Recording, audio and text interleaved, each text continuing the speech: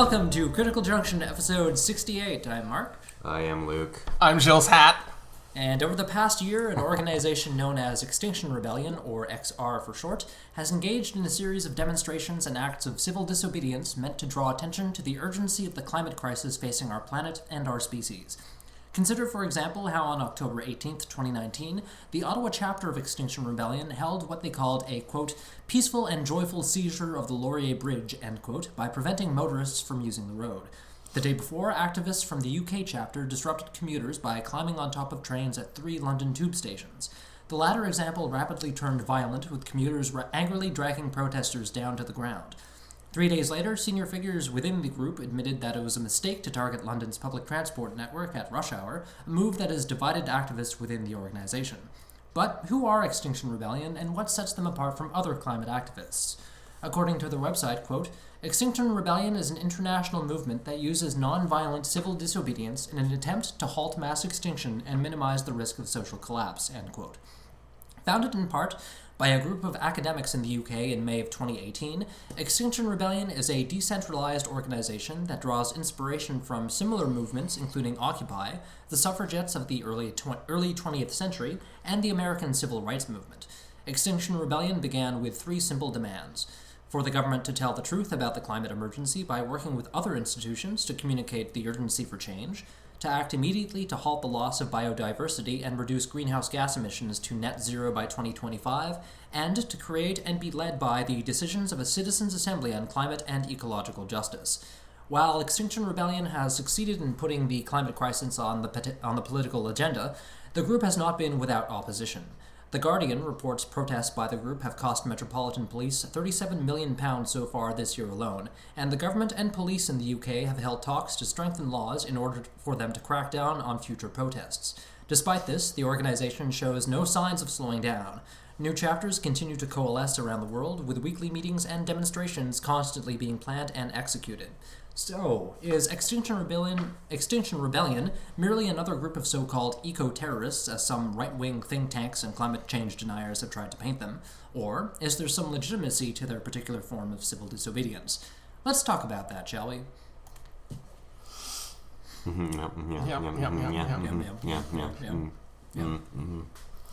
I said let's talk about that shit. Yep. Radio. Now that that's out of the way, let's talk about that, shall we? So, with the amount of money that you just said was being spent by the police, £37 million so far. That's like Extinction Rebellion doing its job. Right. Because the whole point is to disrupt and in a way that actually is consequential and motivating enough to get the powers that be to actually so only when money is being lost, right? they start going, actually, okay, this is costing us now. Yeah. I honestly think it'll probably lead more so to them being attacked, kind of thing. They'll attempt to remain peaceful, but they'll basically send in undercover people to be violent on their behalf, and then then counter the attack. I don't even know. What do you call those? Like those white shirt guys infiltrating fake protesters. Yeah. You send in provocateur. Un agent provocateur. That's the word. Does that technique have a name when they do that? I just told you. Sorry. When talks Agent smart, provocateur. Agent provocateur. Okay. That's like we saw at Montebello with the protesters way back when there. Right. Bunch of agent provocateurs with literally police issue boots. They're not very good at it. Is what I'm gonna say. It's really, really obvious you guys are cops. You a cop? No. No. No, I think you're right. I think if they're doing their job properly, the government and the police will react by trying to infiltrate them and stir up shit to tarnish their image, right? Just so they can crack down on them even more. There was an attempt recently by the London police, either last week or the week before. They've since October 7th with the whole global climate strike thing. They've been really harping on more and more acts of civil disobedience and more protests and things. So the police have tried to crack down on them extensively over the past couple of weeks. And I think it was either some kind of civil rights lawyer in the UK who, they're like, well, the actions by the police are totally illegal, so you can't just tell them they can't protest. That's not a thing you can do. Yeah. Right? So I think they're getting their message across. The job is getting done. The government is reacting the way they want them to. Yeah. Right? Just by virtue of what they're doing. Yeah. I think. Go ahead. Well, I was just going to say, is there any sense of them gaining or losing momentum at this point? Because, I mean... I don't know. I don't know if they're gaining or losing. I think the momentum is kind of just holding steady at the moment. Okay, yeah. They might be gaining a little bit just because, this is the first time we've seen them in Ottawa, for example. So, yeah, I think they have chapters in Brazil and Brisbane and other places. So they may be gaining a little bit of momentum, but seems to be pretty steady. I know they're not losing momentum, that's for sure. Right. Well, except for the whole tube protest thing, which is dividing members. That some people thought it was a good idea. Some people thought it was not a good idea. Some people thought it was a really, really bad idea. Why would it have been a bad idea? Just because it caused too much mayhem? Is this the idea? What, the Heathrow thing? Yeah. No, not the Heathrow thing, but the 3 London tube stations. Oh, the tube station. Yeah. Because at the outset, what they really wanted to do is just not affect innocent people, but just you want to directly affect government operation. I see. Yeah, so that's why they had to issue that statement 3 days after the tube incident, being like, "Yeah, we fucked up." Essentially, we bothered regular people going to work. I had a funny thought that so we've discovered over the past 2 weeks with the opening of the new LRT in Ottawa that you can basically bring the nation's capital to its knees by bumping into a door. Oh yeah, right. Right. Yeah, just at hold rush the door hour. Open, and that's And how so you I mean, if they're looking for a simple lever to disrupt, LRT I mean, you've got a very simple lever right there. You just walk up and shove the door. Stand in front of a jerk a door back. There you go. There you go. Day ruined. Not that I'm trying to give them any ideas. So I wouldn't know anything about that. Do you guys support what they're doing? Yep. You do? Yeah. Why? Because I personally haven't made up my mind. I totally agree with the message. Yep. I'm totally on board with the message. Yes, you guys have a point. All your 3 main statements make total sense, and I want to see that happen. Mm-hmm. But the method, I'm undecided about at the moment. So when it comes to the method, I see some parallels with Occupy Wall Street. Right. So Occupy Wall Street, to a certain extent, had legs for what it was, but it also suffered from some major flaws that had it just peter out. Right. And die with a whimper. Yeah, eventually like a just year became later or something, right? Yeah, eventually just became a giant party for some people. That could happen with this.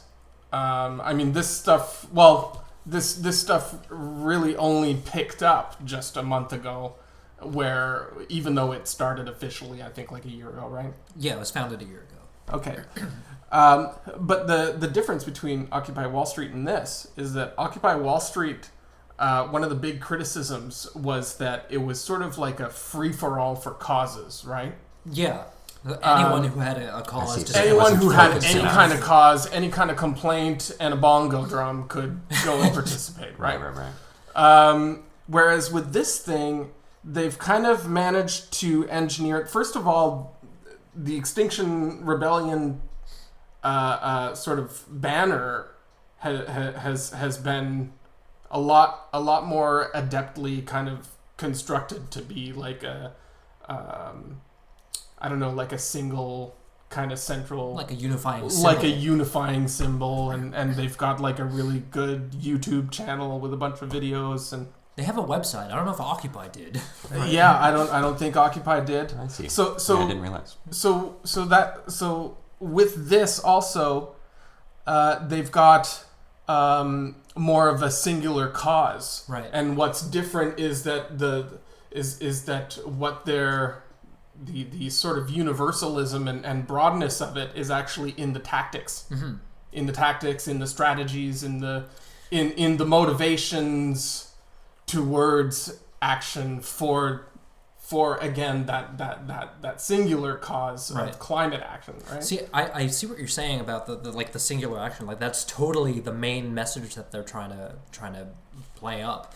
But at the same time, there are other causes that have injected themselves into XR. Like, for example, the whole indigenous aspect that recently got introduced into it. That I don't know if that's necessarily tarnishing or changing or diluting the image a little bit, because while they're interjecting the indigenous issues, they're also making sure to remember that it's indigenous climate issues that they're trying to talk about. Right. So... Yeah. Yeah. So you're right. There are sort of like intersectional issues that are allowed in and that are getting some airplay. Right. But it's all at least it's sort of understood that it's all connected to the inevitability of the problem of climate change. Right. Right. So they'll allow. For talk as well about like social collapse, right? Which kind of is like an end result of climate change, which then engenders sort of a financial kind of meltdown, which then engenders social collapse. Right. It's all climate change will start affecting crops, which then engenders starvation and famine, and that again is like food security is sort of another tangential kind of cause, but right. And the poverty it's related thing. to climate change, right? Yeah. So it's like everybody at least when they're signing on to this, they understand that maybe their pet cause is actually addressed first and foremost by acting now on climate change. Right. Because they see the interconnectedness of it. Yeah, like they're also advocating for an end to poverty, I think. And that's, again, directly related to the issue or the emergency of climate change, right? It's just, everything ties into it in some fashion, which I really, really like. I was going to say something and I forgot what it was. Luke? Well, it's nice that the tying in that we're now discussing is not diminishing its power sort of thing. Whereas, like you said, it did seem to do that with with Occupy Wall Street. Yeah, because then everybody was just championing their pet cause, and everybody just felt like, I guess, allies as generally leftist. I just remembered what I was going to say. Oh, go ahead. I think it might be on the Canadian website, or maybe not. I think it might have been just during some other bit of research that I was doing on this. But they say, because they're a decentralized organization, anybody who acts according to their 3 tenets can do so in the name of Extinction Rebellion. Oh, I see. Right. So is this the slogan of like acting, being non-violent, respectful, and disruptive, or is it the other thing, which is the 3 demands? The 3 demands. Yeah, the 3 demands about like tell the truth, act now. Tell the truth, act as if it's real. Right. Meaning like do something. Reverse inconsistent policies and actions of the government. Yeah. Then there's and listen to the Citizens Coalition or whatever it is that they called it, Citizens Assembly. That's a separate demand. Yeah. So that's the demand actually that I think we should talk about a bit more, because sure. I think that might be the hardest one. The Citizens Assembly. Yeah. And then the other demand is a very concrete net zero GHG emissions by 2025. Wait a minute! Don't tell us what to talk. I'm the host. No. I said maybe. I said maybe. But no. I think you're right about the Citizens Assembly part. That might be the hardest demand to meet, just because there's just meeting consensus about that would be difficult, and for the government to enact that kind of thing, and because they want the government to be led by and listen to the decisions of a citizens' assembly on climate change, which the government is never going to fucking do, because the government, it's not going to happen. No, the power is theirs, and they don't want to give it up. Why would they? Yeah, why exactly. would they? Right? I think as long as they're not too hard nosed on that quote unquote demand, then they could go someplace. But if they're too hard nosed on that third demand, it just seems unrealistic. Yeah, and I think it's also unrealistic due to the decentralized nature of the organization. If they want a citizens' assembly on climate change to be heard by all governments around the world, who's going to represent them? Mm-hmm. Right? And who organizes this thing? People can't just come together and expect it to work out. Usually when because the way I'm looking at the citizens' assembly thing would be like a government committee. There's always a head of it. There's someone who speaks on behalf of the rest of the committee. There's somebody who brings the demands and just the demands of the assembly to the government. Mm-hmm. And if it's a decentralized organization, that isn't going to work. They have to have some kind of structure, regardless of like what kind of hierarchy it is. If it's by consensus or if it's by some other method, they need a spokesperson. Right, but it may very well be that sort of a thing would arise when it needs to arise, sort of thing, right? It could. Yeah, you're right. Like there is no need for it now, and the decentralization is effective in terms of organization and sure. people avoiding being in trouble. But that's the people being in trouble thing is something they don't care about. Right. They're like one of their things is they want people to be willing to be arrested. Because there's no action without sacrifice and suffering. There's no action without exactly. Yeah. They even seem to be setting numbers like we would like 1,000 people arrested, sort of thing. They want to mobilize. They want to mobilize like 3.5% of the population or something to that effect, and within that there should be a certain number who are willing to be arrested and imprisoned. But you were saying something about how right now the decentralization thing works, right? Is that what you're... Yeah, I think I probably accidentally said something. Or not thinking like it might happen in the future where they have spokespeople for the assembly. I think they really need to start looking ahead to that kind of thing, right? Because if that third demand is going to be met, it has to be planned for. Well, I mean, it could in the most simple fashion just return back to the academics that started it in the first place, whoever those cats were. Maybe it'll just all go back to them. It could. I don't know. Why. I mean, who's making the website? I mean, who's doing that? We don't know. We don't know. I don't know. It might be in there somewhere. But I don't know who their webmaster is. Yeah. Do they have contact information? What's their email address? Right. I think AI. it's AI. Smart computer learning.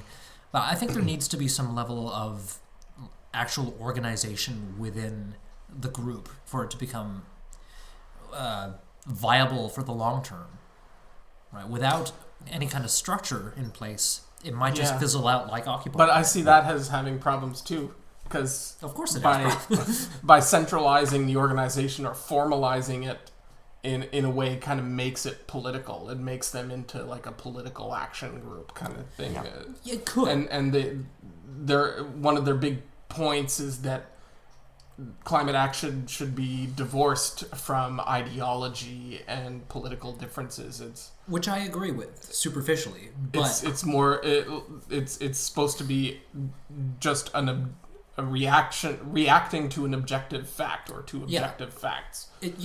But they also have to work within our current societal framework if they're going to be taken seriously. Like, yes, we need to react to this as an objective fact because objectively this is happening. Climate change is real. It's undeniable. We are responsible for its rapid acceleration. That's all true. Yeah. But if we want to actually address it, if the government is not going to do anything about it, and we have to assume responsibility for it under the banner of XR, for example, we need to do it in a way that the government will take seriously. And but I think the government will take it more seriously if it's seen as a broad sea change in the overall culture, that's affecting them that they can't They can't just quash by targeting a single group. So they'll you be know, forced by singling out an organization kind of thing. Right. But they're already considered an organization, and they can be targeted because they protest, and they protest under the banner of Extinction Rebellion. And if the government were to actually label them as a terrorist organization, like the stupid fucking right-wing think tank wants them to do, that's they're being targeted as an organization, right? Right. So regardless of whether or not there's a formal structure in place, or if they continue to operate in this decentralized fashion, they're going to be targeted if they, disrupt things to the extent that they want them to. Yeah, you mentioned the right-wing think tanks, and I wonder if there wouldn't be room to form like our own think tank, which is, or not our own, but like if there couldn't be like an Extinction Rebellion think tank of like-minded people who actually do have power and influence. And I think that's kind of what I'm getting at with this whole organizational structure thing. Like, if we were to react to the reaction of this right-wing think tank, Policy Exchange, by the way, in the UK, that's who put out the report, calling on them to be labeled as a terrorist organization. But if we were to react by forming, if they were to react by forming their own similar think tank and just butting heads with them from this other angle, maybe they would be taken more seriously. You're basically saying if you want to play the game, you gotta structure yourself in like manner to play the game that's being played, right? Like it or not, we're in a society where that kind of thing needs to be done. Yeah. Well, it needs to be. It would be taken more seriously, I think. Well, yeah, they seem to want to keep it very grassrootsy. Sure. That's the general idea. At the same time, some of the people that were talking in some of the videos I watched about this left the door open for kind of plurality of approaches and tactics and stuff like that. So I think there is a place for both, doing that kind of thing where you make up like a big sort of underground think tank or whatever that's throwing money at stuff, and you also have activists in the streets, and then you also have people like Alexandra Ocasio-Cortez in the States, and the rest of those democratic socialists that are like infiltrating the Democratic Party and pulling that Overton window for that party at least to the left. And they're primarying members of Congress right and left, and getting more and more left-wing people elected as Democrats. So that's going to actually shift the overall character of the party and get people who are actually willing to put forward legislation that could act to, like, shut down subsidies to oil and gas. Right. Institute things like, a carbon tax or whatever. We said a dirty word. I said, yeah, but you know what I mean, right? Yeah. Like there seems to be an openness to that diversity of tactics and ways of acting on climate now. As long as you're acting on climate now. Right, which is the bottom line. It always has to be the bottom line. But at the same time, though, who makes the final decision about which plurality of ideas get in and which ones don't, if it's like completely decentralized, right? Yeah, why would you need anybody to make a decision and exclude any single tactic, even if you think a particular tactic is less effective than any of the others? As long as it's action, it's action. Determine the success of the tactic, kind of thing. Well, yeah, I think maybe you're right. Maybe it would just end up filtering itself out if it's just ineffective in the way it's done. Exactly. So, sure. Okay. Yeah. Yeah. In a sense, it seems that they're trying to keep it open, like you were saying, Jill. You there? Yeah. Me. Okay. The whole grassroots angle, right? Yeah. It's of the people. It's of the people, which I think is really, really important. But at the same time, the people need a voice, and they need someone to speak for them. And I think it doesn't necessarily have to be one person. It could be a multitude of people who are acting as like different chapter voices or whatever. Like if they have a representative from each different chapter, they can have like an assembly or something, or a UN of Extinction Rebellion representatives. I guess I like the idea of the removal of identity, because then a person's identity can't be attacked, sort of thing, right? Sure. What do you mean by removal of identity? Well, in the sense of it's not a particular person that's representing. Yeah, that's why I'm saying it doesn't necessarily have to be one person, because you're right. It would, if it's one person, that person stands a chance of being, demonized. Yeah. Like Greta Thunberg, for example. Yeah, exactly. Fucking love her, by the way. She's great. She's amazing. She's kind of hilarious. But she's become a lightning rod of hate for the right-wing climate change deniers. Yeah. Which itself is hilarious. Yeah, you're attacking a 16-year-old girl because, what, she's standing up for something? So, last night on the news, Valerie was telling me that she was watching Hi, the guy that spoke up on behalf of the graffiti that was done in Alberta. Oh, the mural guy. So the mural guy, but he wanted to very adamantly claim that he did not call her a slut, because someone else has written like "salope" or something like that, like French. And so he was very adamant. I didn't do that part. But all the rest is all good. the rest is me. That's just ridiculous. Like, she's a voice of a generation, and I think, excuse me, I think society needs people like her.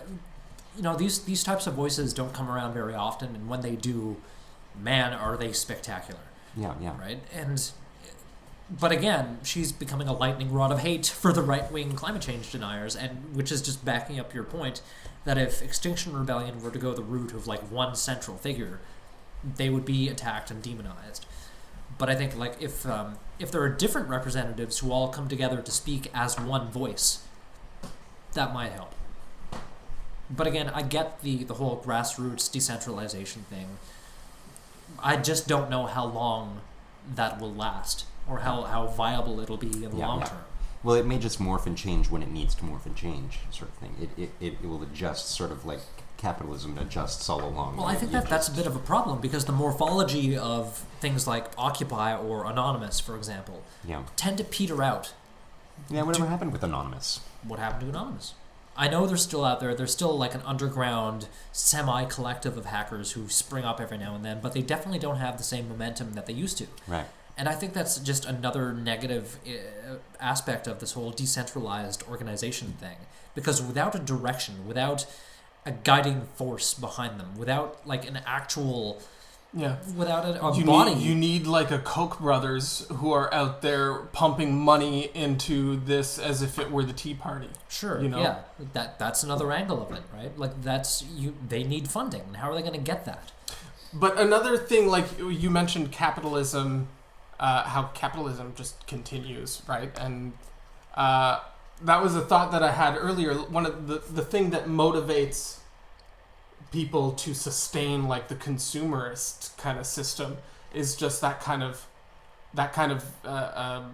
just the fact of our biology. We love the dopamine hit of it, so you just get people addicted to it, and it just it's a perpetual motion machine kind of thing. Like people just do it over and over again, like rats hitting a button to get Pavlovian stimulated, So maybe to keep something like this going, you would have to somehow make the activism give you that dopamine hit somehow. Right. And maybe there's some way to institute or to implement a mechanism that gives people a dopamine hit when they I would assume go out and do success activism. Would be that dopamine hit. It's seeing that it's actually doing something would be that dopamine. Well, I think hit for the people willing to be arrested, would be that dopamine. That's hit, it. For the people willing to be arrested within the organization, to them it might be just the act of being arrested that generates that dopamine hit. Yeah. But I think you're right. I think it kind of contradicts what some of the spokespeople for Extinction Rebellion have said about, you need to have suffering and sacrifice, but that's not always the motivator, as we can see from the consumerist society that just propels itself and seems like a fucking juggernaut it's the thing that they're trying to stop, right? Because that thing is perpetuating climate change, right? which is undeniable, right? Yeah. Big oil has nearly infinite amount of resources to fund like climate change denial and keep pushing their agenda and keep ruining the planet. Meanwhile, grassroots organizations are nowhere near as capable financially to combat them. Yeah. So if there is some kind of way, either financially or otherwise, to generate that dopamine hit within greater society, and try and like co-opt that kind of mechanism and make it rewarding somehow. Make it rewarding and easy for people to. Those are two really key elements: rewarding and easy. Yeah. Fighting climate change is neither rewarding nor easy. It just isn't, right? It'll be rewarding at the end if we survive as a species, but in the short term, what do you get out of it? There's no immediate gratification that comes along with standing up for the planet. Mm-hmm. It's just personal satisfaction for doing the right thing. Right. But on a greater scale, I don't know. So something else that occurred to me is that with a lot of these climate action things, a lot of it is super performative in that kind of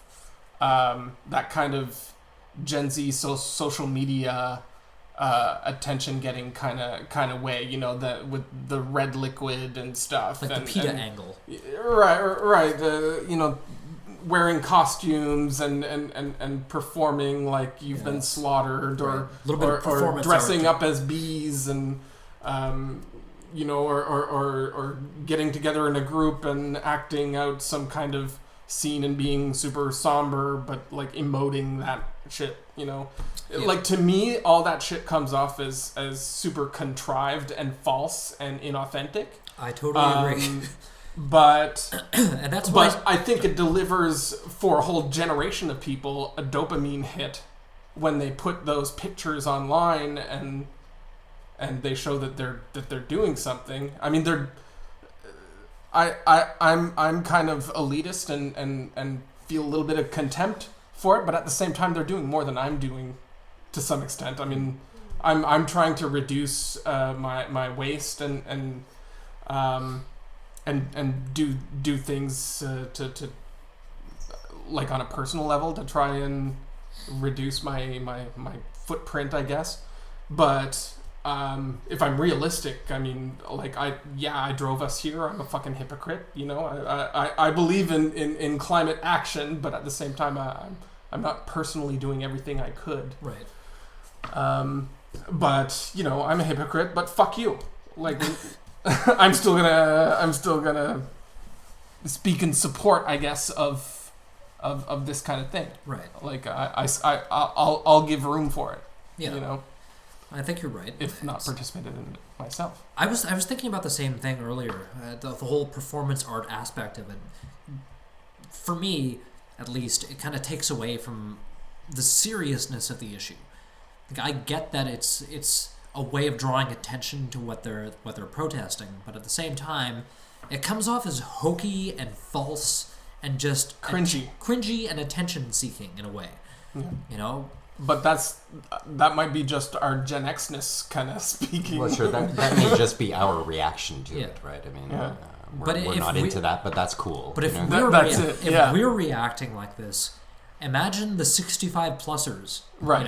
Who vote and if the idea is that they want a paradigm shift towards immediate action on climate and people saying fuck our usual political systems and let's start doing old Athenian citizen assembly kind of style governance. It's just not going to happen, right? if you can't get the other generations on board. Speaking of generations, like I was looking at a graph put up by BBC, and support for Extinction Rebellion diminishes with age. Sure. Unsurprisingly, like the 18 to 24s are the most supportive, and it just goes downhill from there. 65 plus is just massive opposition to what they're doing. Sure. But we already know, so a lot of the times they mention that, in the past 30 years, we've known for 30 years that climate change is an issue, and we've known the facts about climate change for 30 years. They keep saying 30 years, but in reality, we've known for closer to 60 years. Right. It's true. I don't know why they talk about it as if it was just 30 years. Is it because it became... It didn't just start in 89. Did it become, like, certain? Is that what they're talking about? Maybe like, it has something to do with the whole ozone crisis that we were facing around 30 years ago. So the ozone crisis, we were talking about the ozone thing, like, at least 85, 86 when we stopped using spray net. And, right.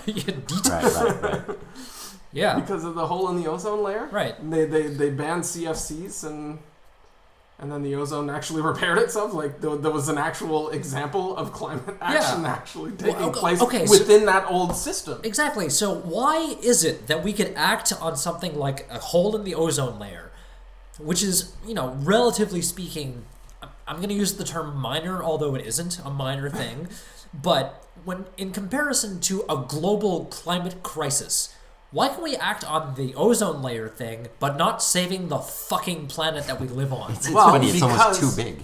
People can't deal with it. Can't process it. That's it. But also because of the business interest.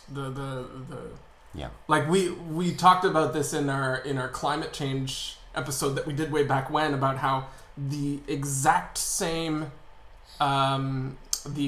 people that were lobbying for cigarettes and making up fake science about the health benefits of smoking, or at least the... What was that movie? There was a movie about that. Thank You for Smoking? Thank You for Smoking. Yeah, I love that movie. So the same people back in the 50s that were hired to be the PR people for the smoking industry were hired by the oil and gas industry to counter the climate science that was already coming out back in the 60s. Right. So that's not just 30 years ago. Yeah. Right. See, I studied... My background is in public relations, right? And we were going on... You're one of them. I'm one of them. But we were talking in one of our courses about, ways of persuading people. And it was just logical fallacy after logical fallacy, and they're telling us to take advantage of this flaw in people's reasoning. I'm like, what the fuck? Really? So this is the dirty side of public relations. You take advantage of logical fallacies and the way people can't think in order to promote a really terrible idea. Yeah, we're going to need to exploit people to get rid of exploitation. But that's what we're saying with the whole co-opting the think tank strategy and having our own Koch brothers. Just flip it on them. Use the same method, but just do it for good and not evil. Right, but it blew my mind. Like they focused specifically on one of them, like the bandwagon fallacy. Everybody is on board with this, and you need to craft your message to reflect that. Like, what the fuck? No, that is fallacious thinking. But again, that's how you do what works. You do what works, right? And it's just disgusting that they it keep works. saying that, so one of the big things of the Extinction Rebellion is to say that you have to act as if the facts were real, right? Right. Act like learn the science, know the science, and act as if it's real. Like tell the truth and act as if it's real. And those strategies, they work. The whole idea of just giving people the science and the facts being in any way motivating, we know that there's like that whole backfire effect with anybody who's got some kind of a bias in one way or another. If you present them evidence, often the result that you get from presenting someone with reasonably compelling evidence or logically compelling evidence or sound evidence is that you get an emotional backfire where they just retrench themselves even further, dig their heels even further into the sand. Yeah. Speaking of presenting the science, I don't think that as a strategy works at all because, people don't understand science. They do not understand climate science at all, right? Because scientists are really bad at communicating their ideas and their findings and their research. And because they're not communicators, they're researchers. Exactly, right. Yeah. And we need more science communicators. Like, despite the fact that I just kind of bashed on my profession a little bit, we do need people to communicate science in an effective fashion. Mm-hmm. Right? Just because people don't get it. They don't understand they don't understand how much research goes into this. And scientists keep flip-flopping on their... No, they refine their ideas, and if a model is found to be flawed, they adjust it to meet new facts. That's just how science works. Yeah. Well, they've been saying that we're heading into a new ice age for 50 years, and it has No. Just stop. There was one dumbass. Oh yeah, so that's the other big problem is science reporting, right? Yeah. Reporting by non-scientists who can't even read a fucking research paper who report on it, and then you get some article in some bullshit magazine, and it says, hey, maybe we're looking at an ice age instead of global warming. That doesn't constitute a sea change, a big shift in the overall climatology science field. That's one article by a science writer. Right. And they keep going back to that fucking new ice age bullshit from the 70s. That and the whole CO2. All they've got. That's all they've got. That's all they keep. Yeah, that and the CO2 is plant food. It's good for the planet. It's good for grass and trees. Fuck you. No, that's not how you saturate the atmosphere with CO2 for a while and stand outside and see what happens to you. So the idea is tell the truth, follow the science, tell the truth, and also deal with the reality of motivating people emotionally and using whatever tactic works. Right. So I guess the maybe there's a bit of a contradiction there with telling the truth and kind of cynically making use of sort of dishonest the tactics.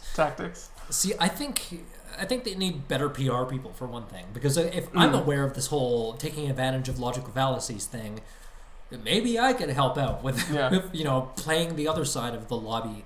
It just, they need something. They need some way to get the message across more than they have, because obviously it's not working. It's working to a certain degree, but the fact that for example, in our recent election, the number of conservatives who got elected is staggering, despite the fact that the Conservative Party is just not going to do shit about climate change. They almost campaigned explicitly on rejecting... Right. On denialism, basically. Yeah. on rejecting any notion of action on climate change. I was wondering if they were even going to set out a plan.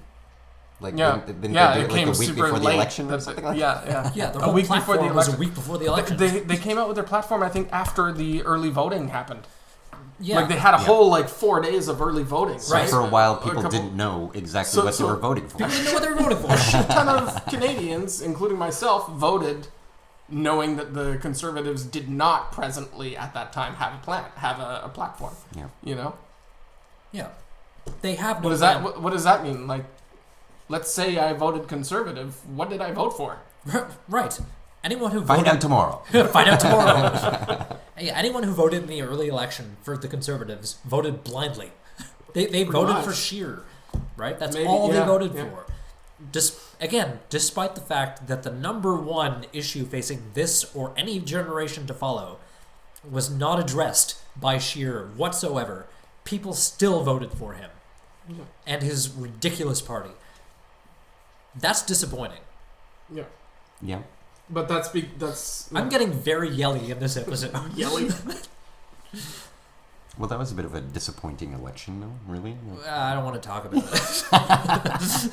I think it could have been much more disappointing. Yeah, it could have been. Sure. I'm okay with the result, as long as the Liberals and the NDP actually work together. Mm-hmm. I'm cool. Totally cool. I just hope the NDP figures out how to leverage their power, the seats that they do have, in this minority, because they could do some shit. They could. They have some leverage. They just need. Oh yeah, they have a lot of leverage. They realize it. They have a lot of, but we're getting off on a totally different tangent. But I can't. How did we get here? I said something. Jill drove me. Right. You were just already here. In my gas guzzling car. Yeah, I just live here. Yep. Ugh. Let's talk about Greta Thunberg for a little while. Sure. Because we touched on this a little while ago, but she is an excellent spokesperson for the movement. Yeah. I love her speeches. They're great. They're great. It's because she's self-described obsessive compulsive a little bit, so she's able to hone that one skill. She doesn't give a fuck. She'll just tell it like it is. No, you guys have failed us. Fuck you. Cool. Why didn't anybody else say that? What's stopping people who are older than she is from just being like, you guys fucking suck. Yeah. You need to do something, you goddamn idiots. Yeah. Right? There's no one standing up in Parliament or the House of Commons. Yeah, where are the leaders? Yeah, what exactly did we vote for? Yeah, here in Canada, there's nobody in the House of Commons or in the U.S. in Congress, in the House of Representatives, or in their Senate, or in our Senate, who stands up and says, you guys are failing the planet. You are going to be the cause of the 6th mass extinction, and we are going to suffer as a society and as a species because you're fucking doing nothing. Why is no one doing that? I'm doing that right now. Mark's getting fired up! And she's doing it, right? She's doing it. Yeah, she's a world leader. But she's a world leader. But the fact that it takes a 16-year-old girl to stand up to the rest of the planet, the planetary leaders, is just, it's absurd to me. I'm really happy and that it is absurd. Yeah, it is absurd. She was asked. She was asked how she felt about grown-ups who are politicians or a certain side of the media who are making fun of her and disparaging her and trying to demonize her and everything. And her reaction was to laugh and say, it's a huge fucking compliment. Yeah. I mean, she didn't use the F word. It means it's working. She didn't drop the F-bomb like I did, but she's like, yes, that's a compliment. Yeah, it means that sans viser, right. First of all, you should know that the fact that you're motivated enough to even acknowledge her means that you feel targeted in some way by they're afraid the demand of for climate for responsible environmental behavior and and it means she's effective. It means she's actually affecting maybe their bottom line or their PR efforts. She's getting to them somehow. Yeah. I love what she did with the Trump thing. When he said she looks like a really happy girl or whatever the fuck. It was super sarcastic and passive aggressive. It became her bio. She extracted Trump's quote and was like, "Yep, that's my bio now." Yeah. And she looks like a smart young girl. I did not know that. Yeah, she just took it and threw it onto her Twitter profile. Yep, that's right. That's it's beautiful. Amazing. I love it. Just everything that she's doing is great, and I totally support her. Yeah, absolutely. And to anyone who maligns her or demonizes her for actually standing up for the survival of humanity can go fuck themselves. Yeah. I'm getting fired. I'm super yelling. This is Mark's fired up. This is one of my crosses that I'm gonna die on. This and abortion are my two main things. And you like abortions? I do. I love abortions. Cool. I love killing babies. Somebody's gonna extract that as a quote and GIF it or something. Yeah, that's what you're gonna be known for. They're gonna be the baby killer. Eats abortions. But yeah, she's awesome. But the fact go decide the fact that it takes a 16-year-old girl to do this is just completely absurd to me. It's ridiculous. Yeah. Well, I feel like. She's difficult to attack. Is she though? What I mean is people attack her every goddamn I know. But she's but difficult they to got actually nothing. get. Yeah. They can't penetrate her. Okay. You know what I mean? Yeah, they can't get to her. She's the real deal. Right. Kind of thing, right. Yeah. No matter what they say against her, she's like, ha! She doesn't. We don't have a past to look at. She's kind of the attack, anti-Trump in a way. She's a little bit Teflon-y, right? Right. Yeah. Just go. Come on. Bring it, bitches. And I love that about her. The fact that she can just laugh it off. Yeah. All right. And she'll pull criticisms and throw them onto her Twitter profile. That's awesome. Yeah. It would appear that she's very smart. Yeah. But in all sorts of ways, socially, politically, all sorts of ways. Right. She's great. I would like to see her I'd like to see her as the new UN Secretary General. Actually, get shit done. You know, just tell ambassadors from the rest of the planet to like just get your shit together. You know, like, ugh.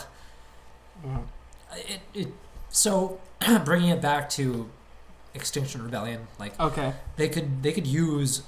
This is what I was saying earlier. They could use a spokesperson like her, just to speak on their behalf and tell it like it is, and not take any shit from anybody. Yeah. Well, I would assume that this would float to the top. I think it will happen if it continues, if it's able to continue. You know. I don't know if it will, given their. Well, it might. Yeah, maybe not. Maybe, well, I mean, honestly, we don't know. Yeah, we'll see what happens, kind of thing. Mm-hmm. But in a sense, it's maybe it's our job. You know, why aren't we thinking about doing that? Why aren't you thinking about doing it, Mark? You know, isn't that what we're doing right now? Yeah, I don't know. We are. But I mean, is there more that you can do, kind of thing? You know? I know there's more that I can do, because right now I'm doing next to nothing aside from yelling on a podcast, right? Or posting stuff on social media. You're yelling at like 6 people that are listening, and the 6 people who are listening are already on our side, right? And they're already so we're talking to no one about nothing. Yeah, it's great. Hi, audience. Yeah. But, like aside from this, shout out to our 6 people. Yeah, it's like Romper Room. I see Sarah. Oh my God! What a great reference! Shit. But aside from doing this and posting on social media, where again the people that I have on my Facebook and Twitter profiles are already on board with it, maybe with a few exceptions here and there. I know who you are. What else am I doing? I could be doing a hell of a lot more. I could show up to some of these protests every now and then, and maybe you could hold an LRT door. I could with a sign. A sign. But yeah, like I would. Okay, if Extinction Rebellion, the Canadian chapter, is willing to change your organizational structure a little bit to accommodate more of a hierarchy, I hereby present myself as your first candidate for president. Like, all right, stick him at the bottom of the chain. I will take over and lead you to greatness. Make Extinction Rebellion great again. No? Nothing? Make Extinction Rebellion. Make Earth great again. Make Earth great again. Yeah. I love it. Huh? Yes. Patent pending. Trademark. Copyright. Make Earth great again. Registered. All the whatever. Yeah. This idea of adopting the tactics or the mechanisms that have worked super well to get us to the crisis that we're in with the climate. Like, you could go really dark with that, right?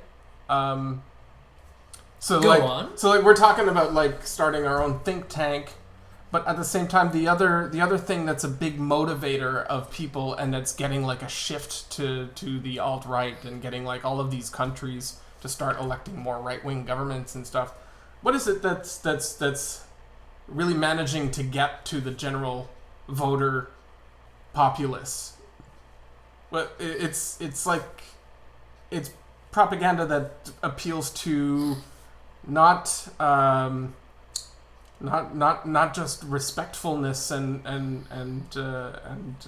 anti-PC culture. Hope. Right? It's like fomenting disgust and hate. Right. In people that you feel are against you and sort of making a bit of a, what do you call it? Like an oppression kind of. Yeah. Paint yourself as oppressed kind of thing, right? Right. So, I mean, would there be any room for people who care about getting some climate sensibility fomented by actually like getting people to start literally hating and doing hate speech against plutocrats and against you know what I'm saying? Like, yeah, like I was thinking about that a little bit, and it's kind of like it's a dangerous game. It is a dangerous game. It would be kind of like an Antifa of the environmentalist movement. Right. You know, just adopting the same kind of tactics and just getting in their faces and just fomenting that kind of hatred against climate change deniers. You know, and people who disagree that we're in a crisis. Yeah, I'm thinking less an Antifa and more Turning Point USA. Okay. You know what I'm saying? Like, right, yeah, or a Breitbart or whatever. Or a Breitbart or a Daily Caller. I don't know what these... Good. Oh. you don't want to know. They're huge... huge. They're huge kind of media publications that the right put together, along with, like, I mean, Fox News predates all that stuff, but in the last election in the States in like 2015 and stuff, Breitbart really grew, right? And Breitbart was run by Steve Bannon, who actually was pulled into Trump's administration for a little while because he was like a big part of the campaign. And all of that collusion talk and stuff, like these right-wing media are actually in there lobbying with oligarchs in Russia and Ukraine and all this kind of shit, right?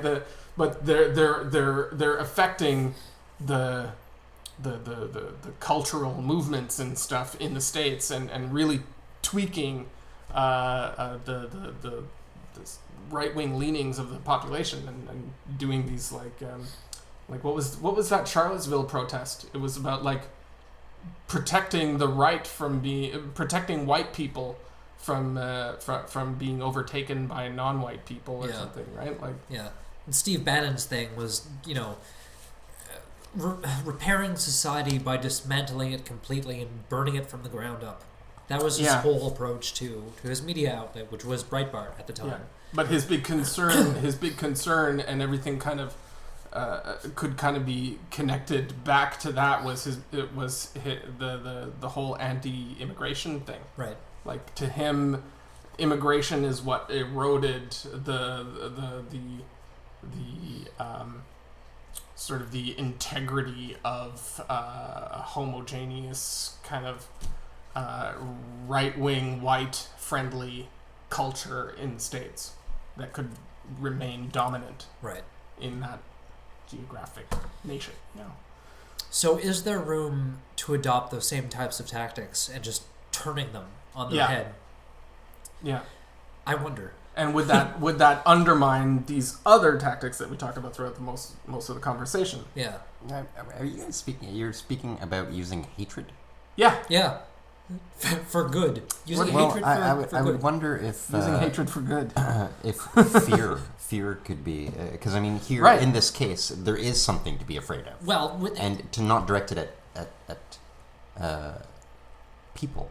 See, the fear angle didn't work. It's not working because it's not working. What more can there be to be afraid of than the complete extinction of humanity and biodiversity? Right? That's terrifying, and yet people are fighting against it. Well, immediately I think of something, isn't it not like a Pascal thing? The idea that if you want to change someone's mind, you would first let them know that they are correct, and then adjust their mind from there? Do you not know? Sorry, can you repeat that? Well, this idea of allowing someone to believe that they're correct, and then you're able to penetrate their mind and change it. Oh, okay. The street epistemology kind of tactic too, where you're open to whatever biases they have, and you're just teasing them out and letting them kind of mull them over and represent themselves, and then they see themselves just psychologically.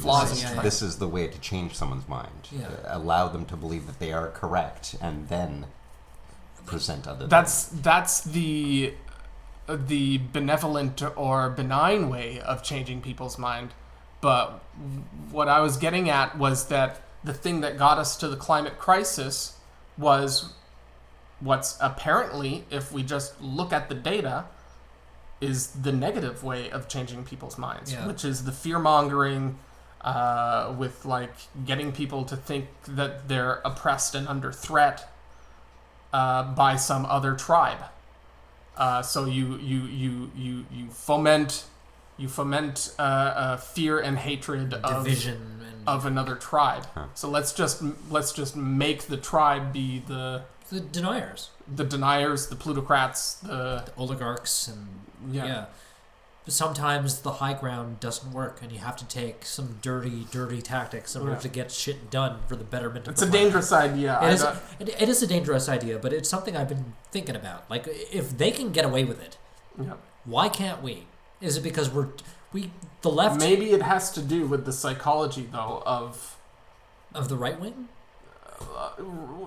Slash left wing, maybe. Yeah. Yeah. Maybe. I mean, insofar it's just as a more hateful affair over. Insofar as humanity can kind of be split in that kind of dichotomy there, right. Like insofar as that dichotomy is valid. The idea is to not split at this point, right? Right. The idea is for Extinction Rebellion is to be inclusive and universal and not be ideological. That's why there's no particular identity is being attached to it and stuff like that. Yeah. It's trying to remain open. It's trying not to hate. It's Yeah, and maybe this, I don't know, there could be some room for the two ideas to work together. Like maybe if some splinter cell were to come up and start using these same right-wing tactics, the two could work in conjunction. But on the other hand, they could be a detriment to each other. I don't know. But I kind of like it. I want to hate. I kind of like twisting their methodology on them and just being like, you know what? Fuck you. Yeah. Fuck all y'all. You guys are responsible for all this destruction. And you should be shunned and publicly humiliated for it. You deserve to be gotchis for everyone. Stockades. Eggs and tomatoes. Not stockades, but publicly mocked and laughed at for ridiculous beliefs.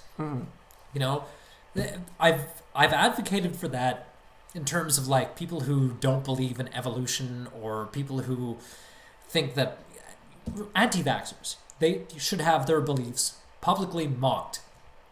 I think the same approach should be taken to climate change deniers, because it's not a matter of whether or not you believe in climate change, because that's like asking if you believe that hats exist. It's do you it's do you understand? Yeah. Do you understand climate change? That's the real question. And if people just insist on, well, it's all a hoax, they should be mocked publicly for it, because it's a stupid position.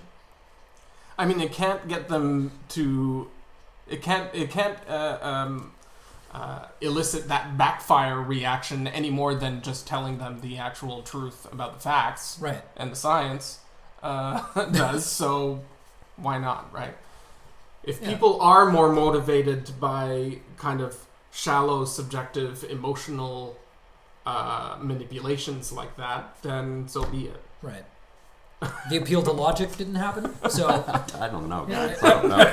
Appealing to people's logic didn't work, so let's appeal to emotion. Now that we've said all that, I officially repudiate all of it.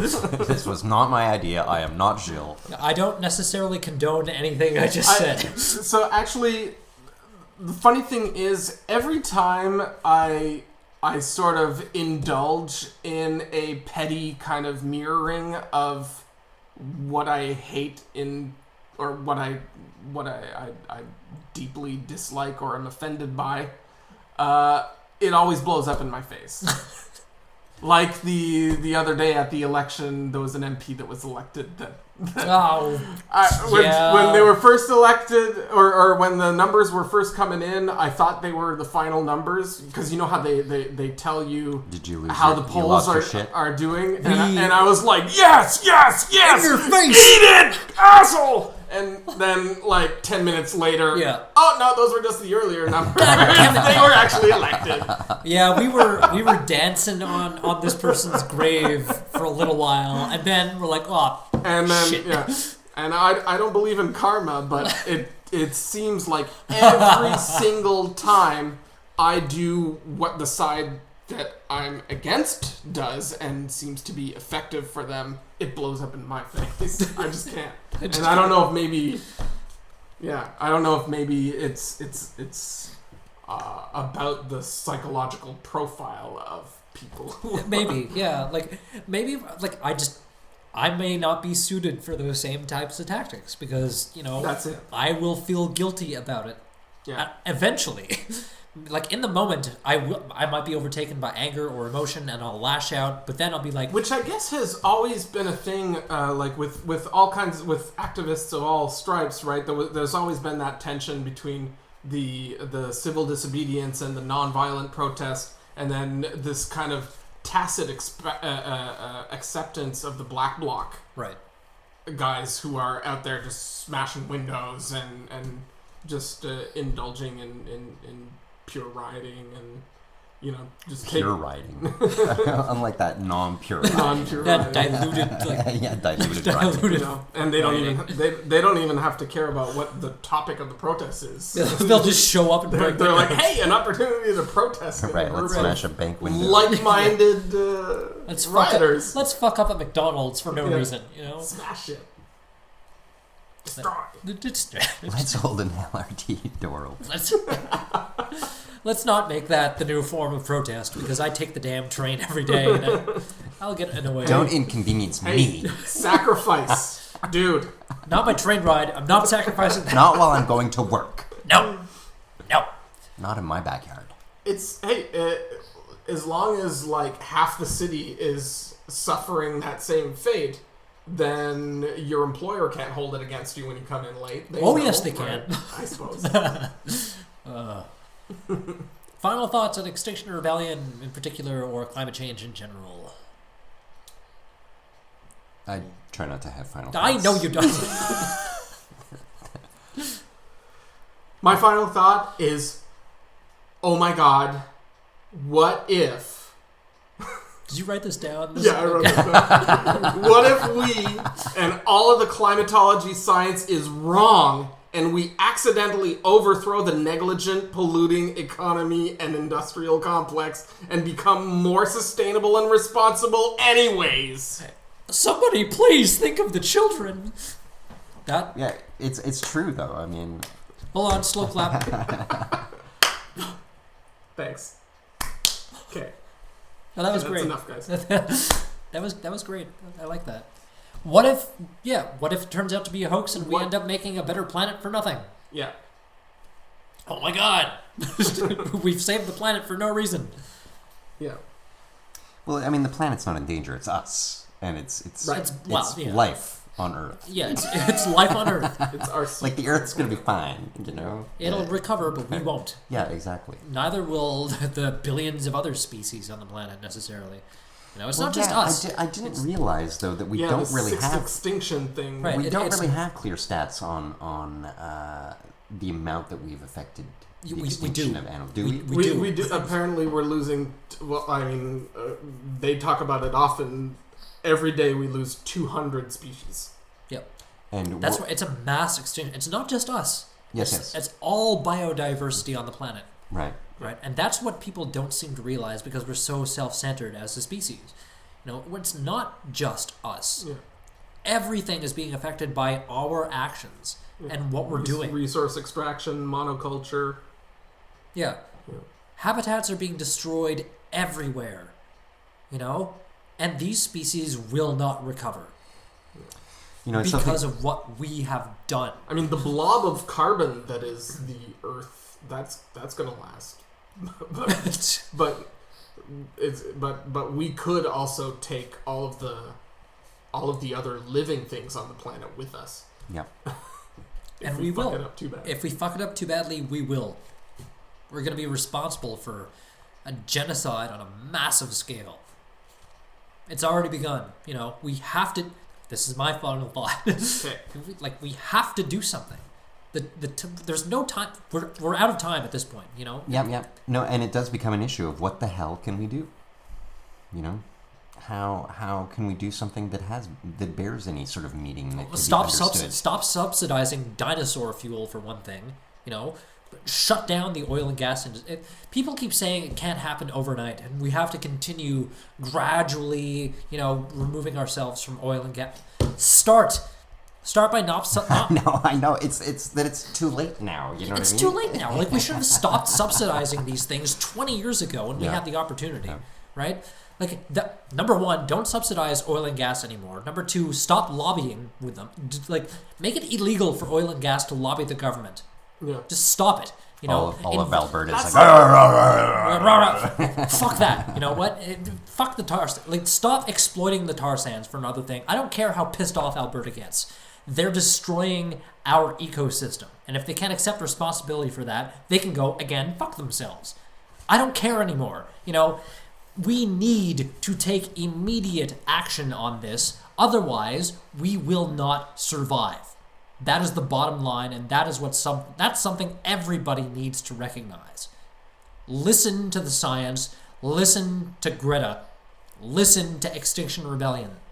Open your ears, act immediately, and fucking do something about it. Okay. This has been Critical Junction, episode 68. I'm Mark. I'm still Luke, I guess. And I'm still Gilles Hat. As always, thanks for listening. And until next time, keep thinking critically.